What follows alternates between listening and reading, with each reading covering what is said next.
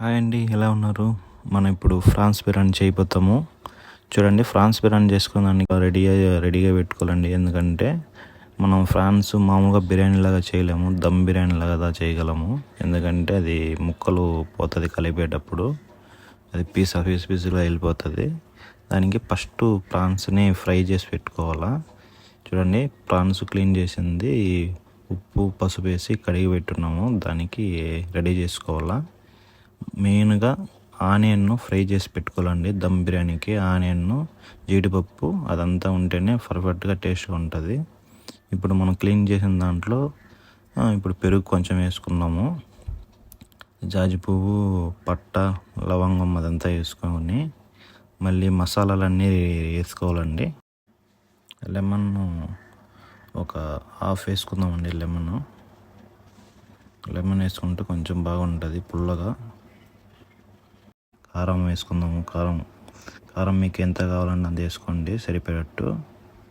ఒక స్పూన్ వేసుకుంటే దీనికి సరిపోతుంది. మళ్ళీ బిర్యానీలో కొంచెం వేసుకోవచ్చు ఫ్రై చేసేటప్పుడు. ఉప్పు వేసుకోండి.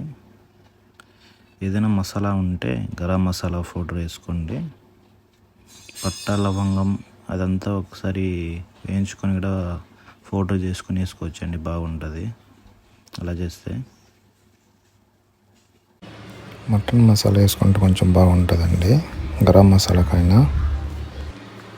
అంతే, బాగా కలుపుకోవాలి. ఇంకా బాగా కలుపుకొని కొంచెం ఒక 5 నిమిషాలు అది తనిగా పెట్టుకుంటే పుదీనా కొంచెం వేసుకొని కలుపుకున్నాము.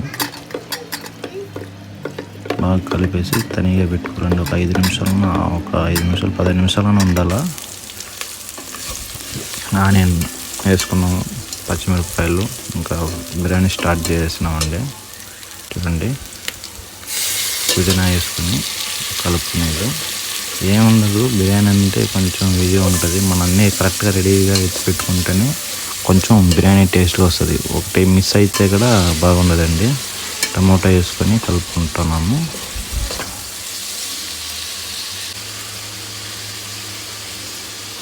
కొంచెం సాల్ట్ వేసుకున్నామండి. సాల్ట్ వేసుకుంటే తొందరగా ఫ్రై అయిపోతుంది.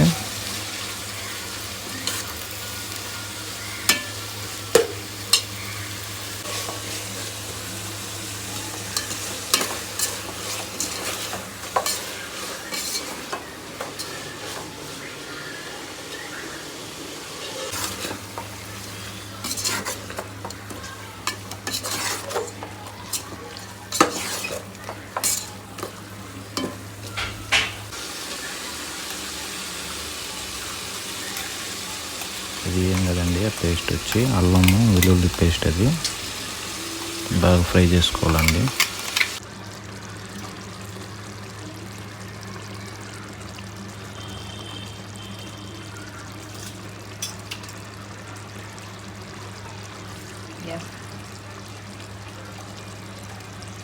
రెడీ అయిపోయిందండి. ఇంకా రైస్ రెడీ చేసుకున్నాము. దమ్ బిర్యానీ కదా చేయబోయేది.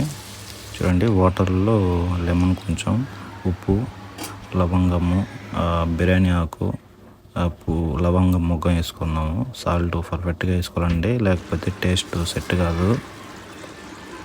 రైస్ వేసుకుందాము. ఫ్రాన్స్ ఉడికిందో లేదనేసి చూసిందండి మా వైఫ్. బాగా ఉడికిందంట, బాగుందంట టేస్ట్. ఇంకా దమ్ వేసుకుందామండి. దమ్ చేస్తున్నాను, చూడండి ఎలా చేయడం అనేసి.